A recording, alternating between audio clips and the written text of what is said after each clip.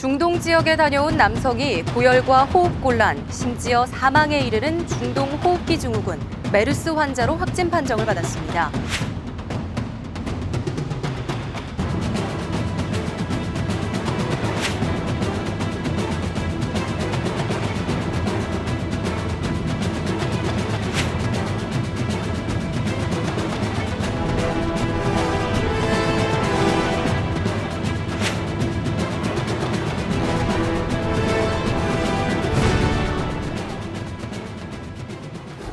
시청자 여러분 안녕하세요. 알약톡톡2의 가이란입니다. 요즘 낯선 전염병으로 인해 온 나라가 몸살을 앓고 있습니다. 바로 연일 뉴스에 이름이 오르내리는 메르스인데요. 과연 어떤 질병이기에 이렇게까지 우리를 두려움에 떨게 하는 걸까요? 오늘 알톡투에서는 이 메르스란 어떤 질병인지 자세히 살펴봅니다. 감염내과 김태형 선생님과 함께합니다. 안녕하세요. 안녕하십니까?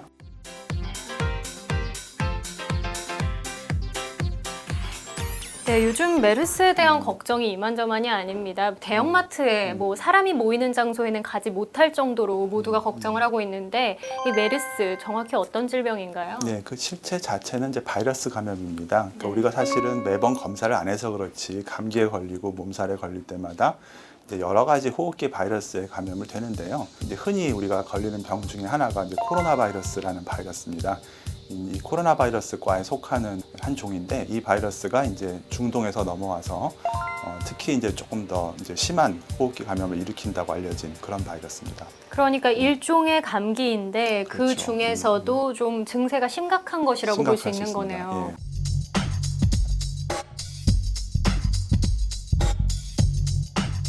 네, 중동 호흡기 증후군 이름에도 나와 있듯이 주요 발생 지역은 중동입니다. 그런데 우리나라에서 갑자기 이렇게 발병을 하게 된 건데 메르스가 우리나라에 어떻게 유입이 됐고 또 퍼지게 된 건가요?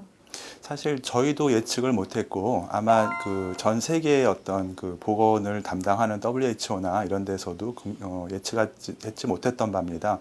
왜냐하면 이제 이 병이 처음 시작된 거는 이제 중동 이제 아라비아 반도 지역에서 2012년도 중심으로 시작을 됐는데요. 주로 많은 유행이 2014년하고 2013년 사이에 많이 이제 큰 유행이 있었고 그쪽 지역에서 한 수백 명, 한 1000명 정도씩 발생을 했었고 그 전체의 어떤 질병의 규모가 사그라들고 있는 추세였었습니다. 그래서 이제 어느 정도 이제 이 병이 이제 통제가 되고 있고 크게 문제가 되고 있지 않더라라는 상황에서 이제 우발적으로 유입됐던 사례에 의해서 우리나라에 이제 감염이 시작된 거죠. 지금 뉴스에 보면 1차 감염, 2차 감염, 3차 감염 이렇게 계속해서 진행이 되고 있고 환자 수도 급격히 늘어나고 있어요. 네, 그렇다 보니까 1차, 2차, 3차는 무엇이냐도 좀 많이 궁금해하시고 실제로 어떤 경로로 감염이 되는 것인지에 대해서도 많이 궁금증을 갖게 되는데 좀 설명을 해주시죠. 네, 그러니까 이 바이러스의 가장 좋아하는 숙주는 이제 주로 낙타입니다. 그래서 낙타가 많은 지역에서 살고 있는데 그래서 1차 감염은 이제 최초의 그런 그 바이러스가 주로 창궐하는 지역에서 최초에 감염돼서 온 분들을 1차 감염자라고 합니다. 그다음에 이 초 케이스를 중심으로 첫 증례를 중심으로 그분과 접촉했던 사람들 중에서 걸린 것을 2차 감염이라고 하고 또 이제 2차 감염자에 의해서 3차 감염자가 생기고 이렇게 이제 분류를 하고 있습니다.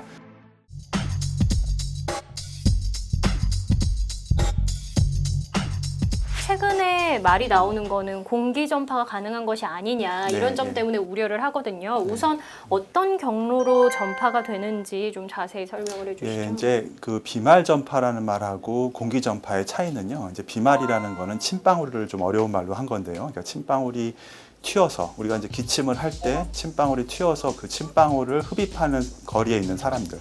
대개는 한두 발짝 내에 있는 거리겠죠. 아주 가까운 거리에서 직접 접촉한 사람들에게 감염되는 것을 우리가 비말 전파라고 하고요. 반면에 이제 바이러스가 훨씬 더 작아서 공기 중에 부유할 수 있는 능력을 가진 경우가 있어요. 전혀 예측하지 않은 그 사람과 접촉하지 않은 사람이 이제 같은 건물 내에서 걸린다든지 이렇게 되는 것들을 공기 전파라고 하거든요. 근데 이게 우리가 지금 격리를 해야 되고 주의 관찰을 해야 되는 사람들이 한 1000명 가까이 되는 이런 시점이 됐어도 아직까지도 단 한 건도 이번에 노출됐던 그 사례 외에서 전혀 뜬금없는 분들이 이제 추적할 수 없는 분의 감염 사례가 나오고 있지는 않죠. 그러니까 그렇기 때문에 아직까지는 주된 경로는 전파 경로가 이제 비말 전파다라고 볼 수 있는 겁니다. 그러니까 예를 들면 가장 대표적인 게 사스였는데요. 네. 우리 한 10년 전에 이제 홍콩에서 굉장히 심하게 이제 유행을 했었죠. 근데 사스 같은 경우는 사실 메르츠보다 훨씬 더 전파력이 있습니다. 우리가 그때 안 걸렸던 것들이 굉장히 행운이었는데 그럼에도 불구하고 이것이 이제 공기 전파하지는 않았고 어떤 이제 매개되는 사건이 있었죠. 이제 아파트 간에서 아래 위층 간에 감염자가 발생했는데 사실 알고 보니까 이제 화장실 변기가 오염됐던 거죠. 그리고 그 역류됐던 그 화장실 변기를 내릴 때 이제 공기 중으로 분사되는 그 분비물에 의해서 감염이 되고 이런 식으로 됐던 것이지 진정한 의미의 공기 전파를 했던 건 아니거든요. 그래서 사스도 그렇기 때문에 아마 메르츠가 그보다 더한 전파 방식을 가질 거라고 생각되지는 않습니다. 네. 이 메르스의 경우에는 환자와의 밀접한 접촉에 의해서 감염이 된다고 하잖아요. 그런데 뭐 단순히 생각을 했을 때는 뭐 가까이 비말이라고 하면은 재채기를 했을 때 내가 이 앞에 있어야 그렇죠. 걸린다라고 생각을 하는데 실제로 지금 전파된 경로를 보면 같은 병실에 없었던 사람들도 전파가 돼서 네. 이게 밀접하다는 게 도대체 거리가 어느 정도인 것인지 좀 의문을 갖게 하거든요. 네. 그래서 이제 실제로 감염된 환자를, 그러니까 우리가 이제 뭐 증상이 없는 사람들이라든지 증상이 가벼운 사람들은 아니겠지만 감염될 환자를 관리할 때는 이게 비말 전파를 함에도 불구하고 이제 감염이 확실히 돼서 중환자실에 있는 환자들은 우리가 공기 전염에 준하는 주의를 하게 돼 있습니다. 왜 그러냐면은 예를 들면 이제 그 병실에 있는 환자가 가래를 이제 뽑느라고 우리가 흡인을 하죠. 기계로 흡인을 하고 이렇게 하면은 공기 중에 이제 순식간에 많은 바이러스들이 분무가 되겠죠. 이제 그러면서 마치 공기 전염처럼 우리가 단순 비말 접촉에 의해서 전파되는 거리보다는 좀 더 원거리에서 뭐 그 병실 근처에서라든지 이렇게 감염이 될 수 있는 사례가 나오는 겁니다. 그렇기 때문에 이제 그런 경우는 조금 더 주의가 필요한데 하지만 증상이 없는 사람은 당연히 안심을 해도 되겠고 일반 사회에서는 기침을 했을 때 침방울 튀는 거리 외에서 전파되는 것들은 거의 없다고 보시면 되겠습니다. 네.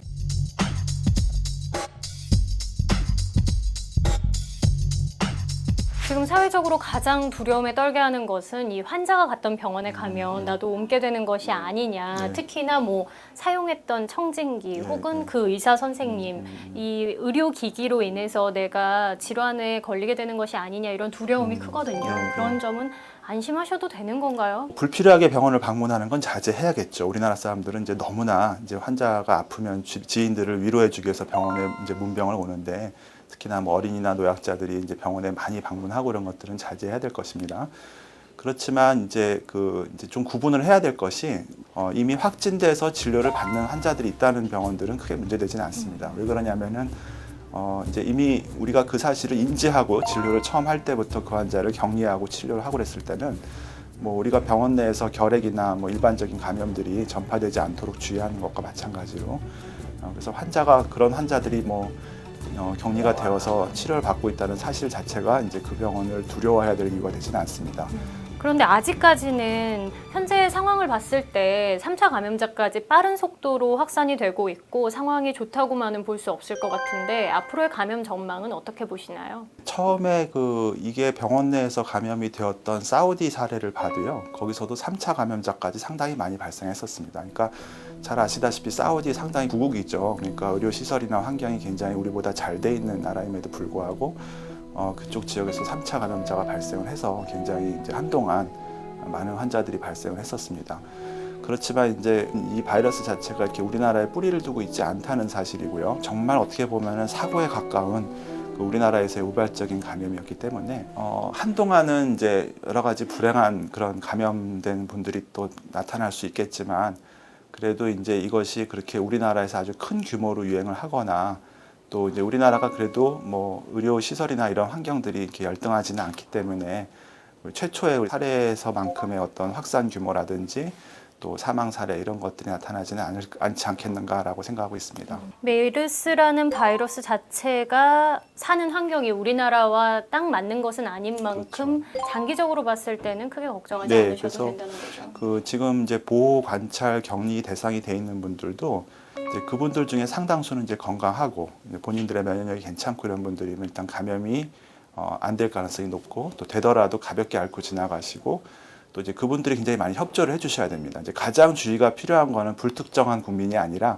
격리 대상이 되었던 국민들이 조금 더 이제 다른 사람한테 피해를 주지 않기 위해서 노력을 좀 해주신다면 여러 의료진들이 그래도 굉장히 노력을 많이 하고 있으니까요. 그래도 좋은 결과가 나올 거라고 기대하고 있습니다. 6월이 다 가기 전에 좀 이 사태가 정리가 됐으면 하는 네. 간절한 바람입니다. 김태형 선생님과 함께 메르스에 대해서 이야기 나눠보고 있는데요. 면역력을 높이는 것이 메르스로부터 우리 몸을 지키는데 아주 중요한 부분이라고 합니다. 면역력을 높이는 운동 함께하고 오시죠. 알약 튼튼입니다.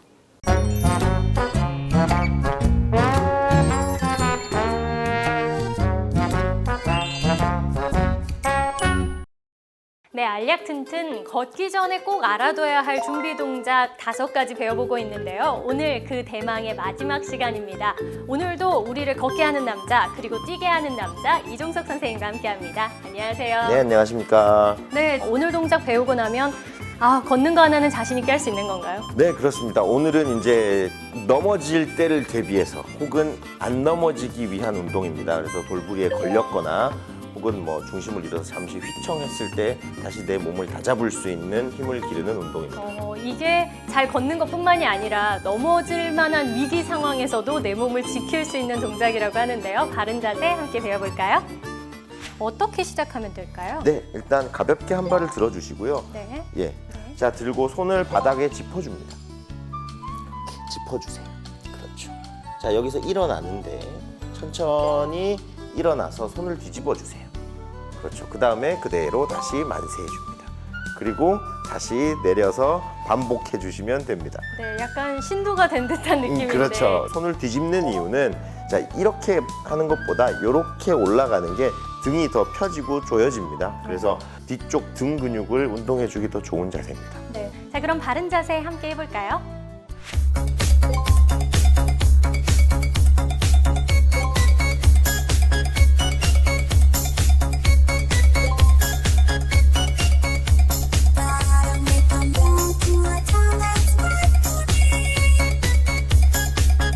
여러분 건강하게 살아요.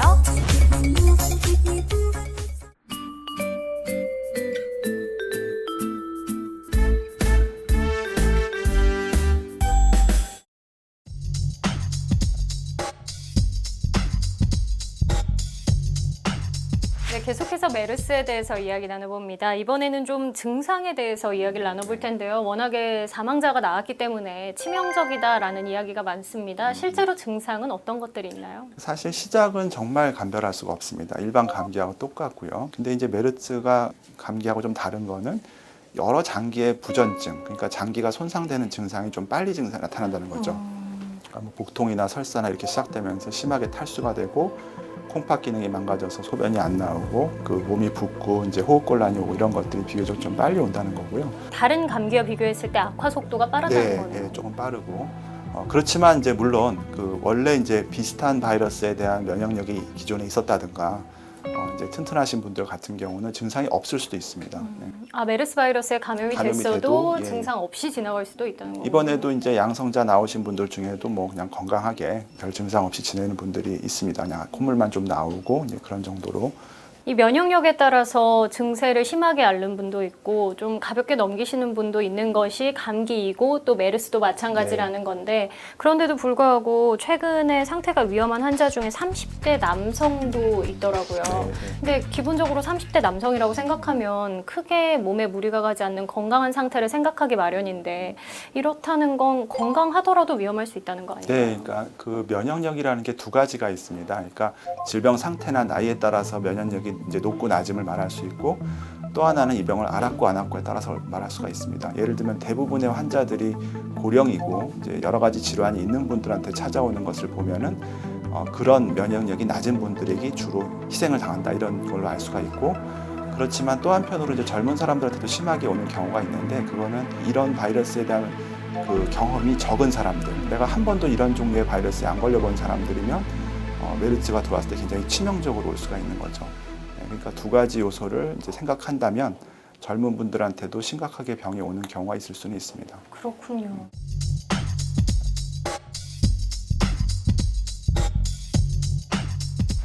이 메르스의 경우에는 걱정을 많이 하시는 게 백신이 없고 정확한 치료약이 없다라고 해서 걱정을 많이 하시는데 이게 치료 방법이 전혀 없는 건 아닌 거죠? 예, 사실은 이제 감기는 우리가 해열제 말고는 치료약이 없죠. 그래서 약을 먹어도 뭐 7일 앓고 안 먹어도 일주일 앓는다는 그런 말이 있을 정도인데 아주 뾰족한 치료약이나 예방접종은 없더라도 환자분들을 치료할 수 있는 기능, 그 시설과 그런 능력은 있죠. 첫째, 우리가 보존적인 치료를 해서 환자분들이 폐부전이나 신부전에 빠졌을 때 치료할 수 있는 그런 치료 기술이 있고요. 또 이제 여러 가지 다른 질환에 쓰였던 바이러스 약제들을 같이 병합 치료를 해서 조금 더 좋은 결과를 기대해 볼 수 있는 치료법도 있습니다. 네. 이 메르스의 경우에 초기에 좀 더 철저하게 대응을 했으면 어땠을까라는 아쉬움이 남는 부분은 어쩔 수가 없지만 앞으로라도 더 철저하게 대응을 하고 또 예방을 해 나가야 할 텐데요. 실제로 개인이 내가 예방을 할 수 있는 방법에는 어떤 것들이 있을까요? 네, 우리나라가 상당히 인구가 밀집된 그런 환경에서 모든 그 문화 생활을 하고 있습니다. 그래서 이제 기침하거나 증상이 있을 때는 마스크를 쓰자. 그리고 손 씻기를 자주 하자. 그리고 이제 마스크가 없는 상태에서 기침을 할 때는 이제 손바닥에다 하지 않고 손에다 기침을 해서 입을 막자. 그리고 또 그래야 또 이제 내 손에 있는 다른 사람의 바이러스가 내 입에 들어가는 것도 막을 수가 있고요. 그다음에 또 한 가지 이제 마지막으로 이제 제가 당부하고 싶다면은 열이 나고 호흡기 증상이 있는 사람은 집에서 쉬자. 그다음에 이제 먼저 의료기관에 전화를 해서 먼저 상담을 한 다음에 방문하는 거 굉장히 중요합니다. 왜냐하면 그냥 병원 문을 열고 아무런 방비가 안 돼 있는 직원들이 근무하는 응급실에 문을 열고 확 들어가 버리고 이렇게 되면은 굉장히 수많은 환자들이 위험에 빠지는 거거든요. 그러니까 만약에 조금 그런 잘 원인을 모르는 발열 질환이 있거나 이랬을 때는 보건소나 병원에 전화를 먼저 해서 어떤 상태로 이동을 하라는 지시를 받아서 전문가의 도움을 받아서 병원을 움직이는 것이 좀 더 현명할 것 같습니다. 네.